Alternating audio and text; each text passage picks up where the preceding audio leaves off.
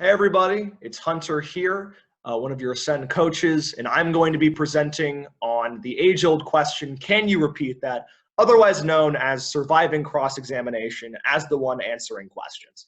So with this lecture, we're going to cover basic strategy in regards to how you should think about questioning, and also general delivery and content concerns for both styles, and also ethics in regards to not just answering questions well, but also maintaining a respectful demeanor as you do so. With that established, let's get into the fundamentals. So, first of all, let's cover the two types of questioning we're going to get into. Number one, the one more people are probably familiar with, is indirect questioning, wherein each selected questioner gets one individual question. There is no back and forth, and there is no prefacing, otherwise known as the bringing in of outside information. The one more people may not be familiar with, as it usually happens on national and regional levels and isn't as common locally, is direct questioning, where each selected questioner gets 30 seconds of uninterrupted questioning time, where they can go back and forth and also preface and bring in outside information if they see fit. Now, remember that regardless of the type here, it is far easier to lose cross-examination as the one answering questions than it is to win it. Generally, judges are going to have a harder time flowing questioning, and so they're going to look at things like verbal cues and visual indications that somebody is struggling so as to make their determination whether or not this person is handling questions well.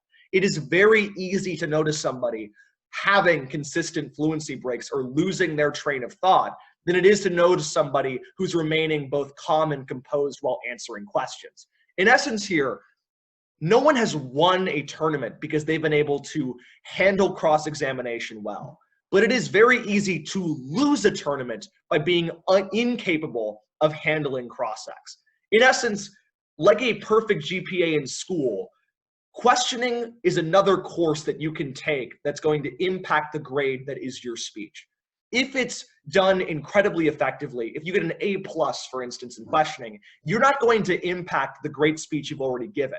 However, it is certainly very easy to bring down the grade for your performance by giving a less than subpar questioning and answer period.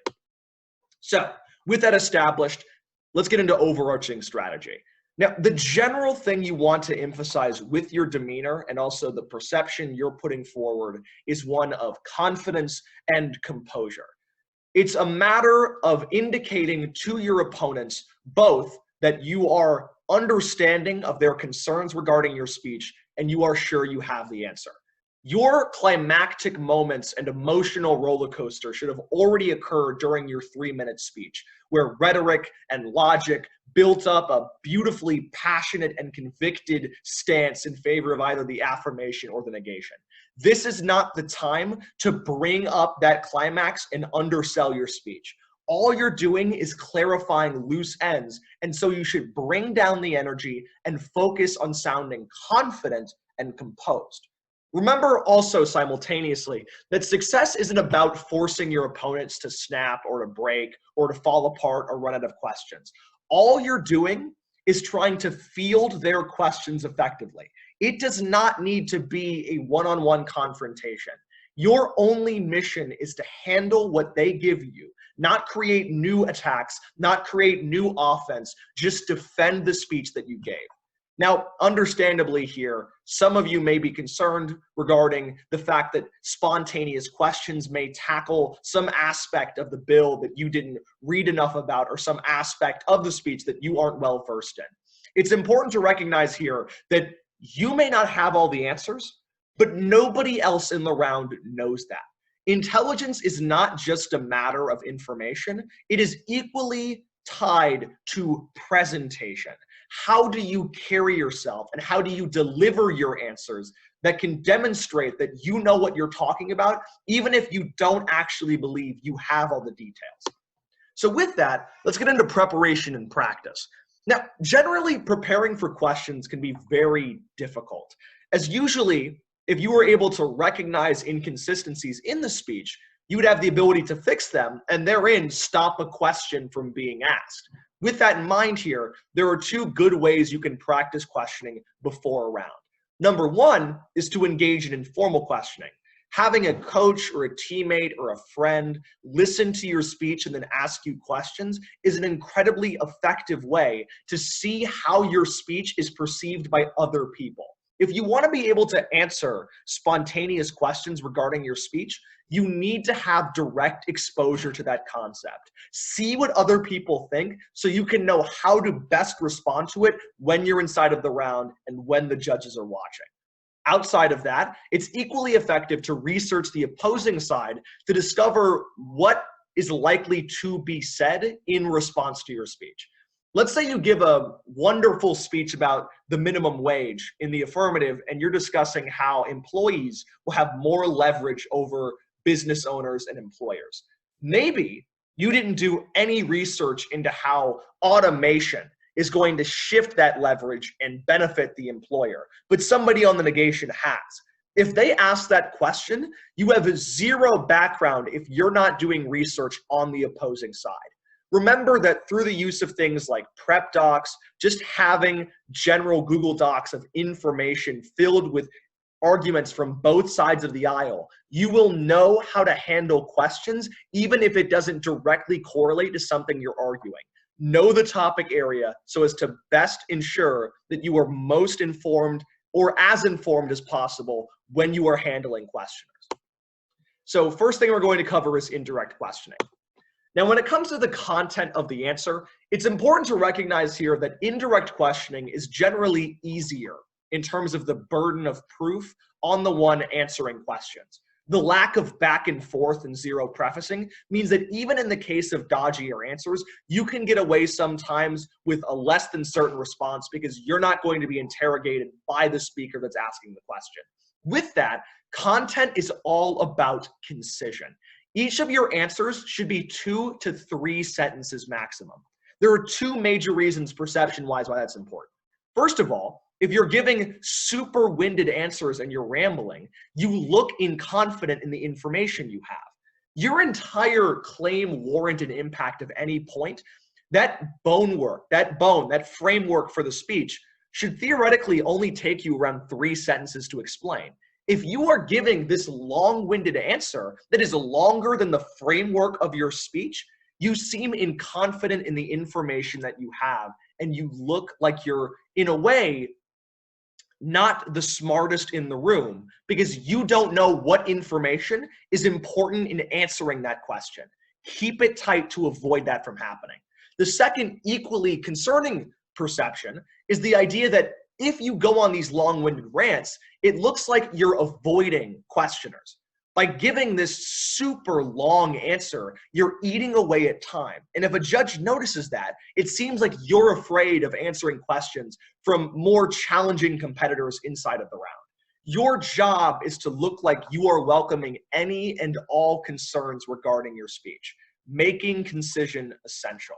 Outside of that, beyond just perception, if you're giving super long answers, you're potentially opening up new aspects of the speech to attack by potentially contradicting yourself in super long paragraph-like answers.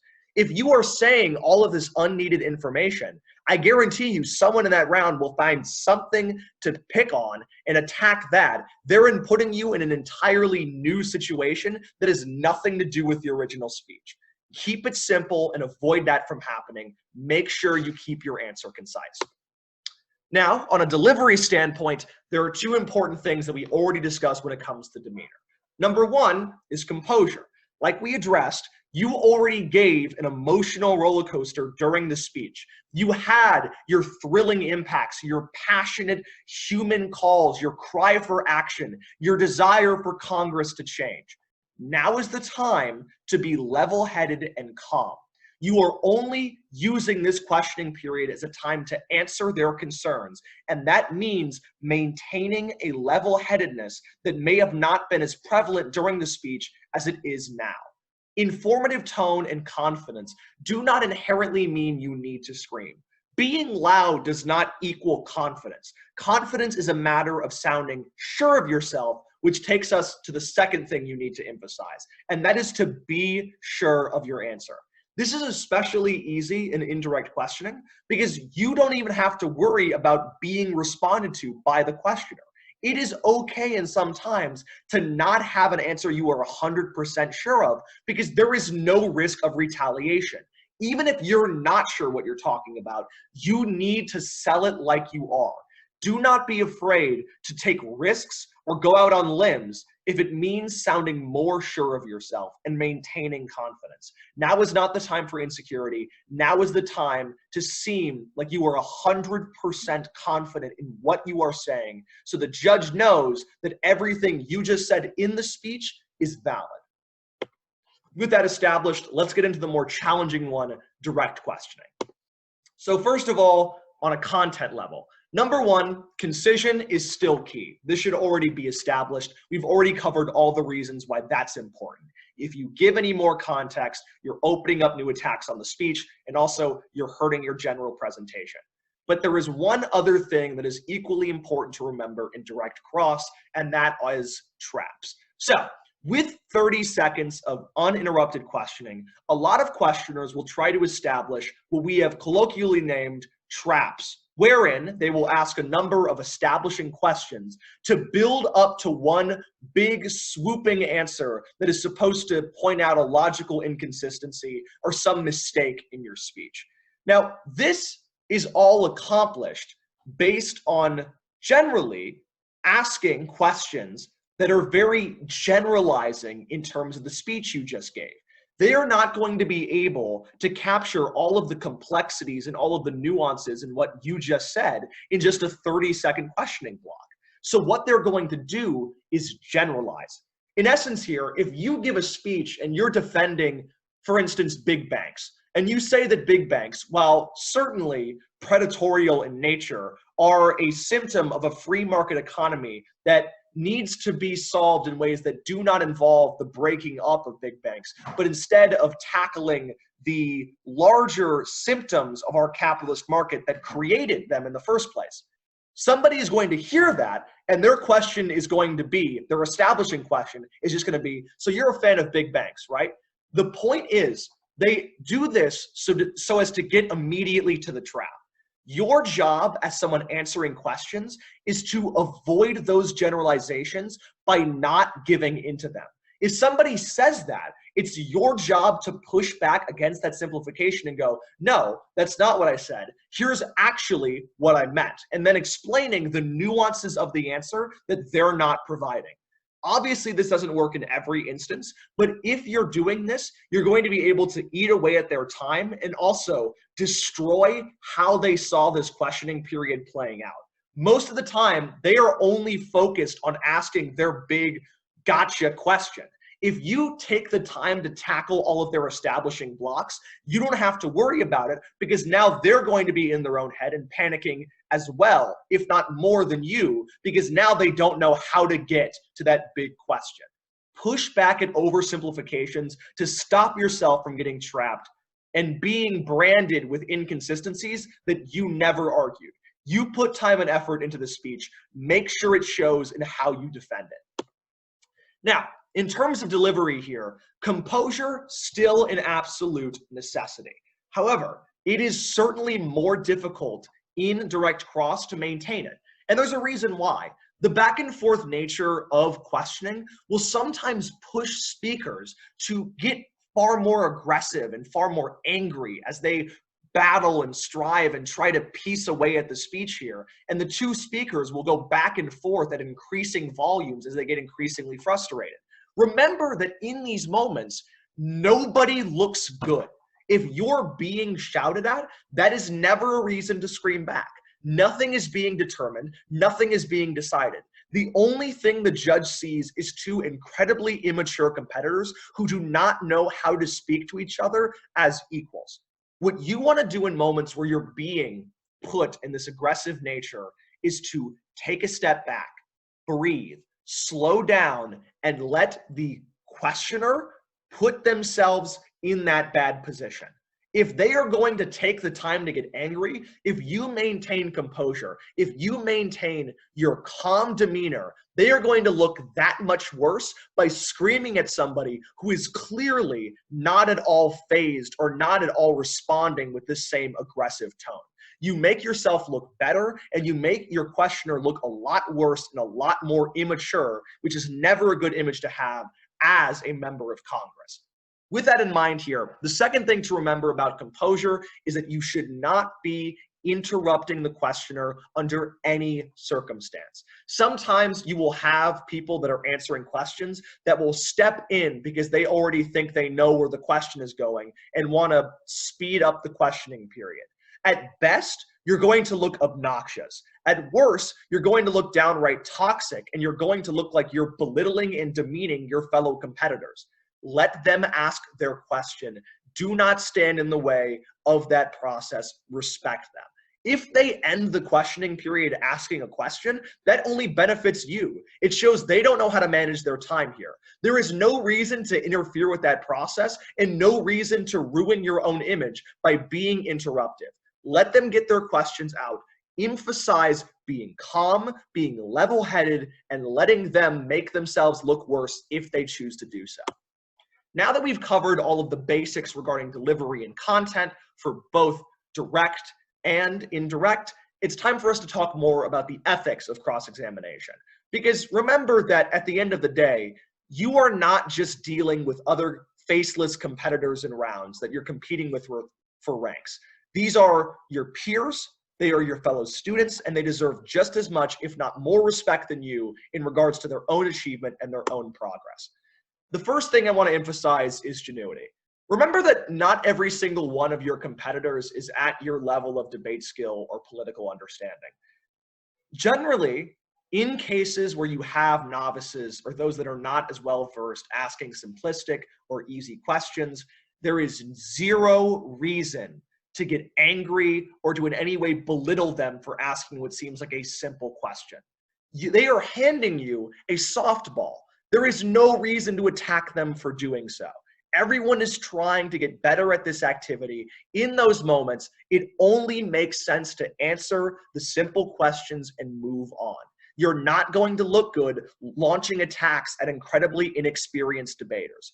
Keep yourself level-headed and remember that your job is to convince them that your side is correct. You are not going to do that by being demeaning or by being belittling or scolding the intelligence of other people by treating them like children. The second thing to remember is that you're going to need to avoid personal attacks. Under no circumstance should you be demonizing your opponents or treating them with malicious intent just because they are standing on the opposite side.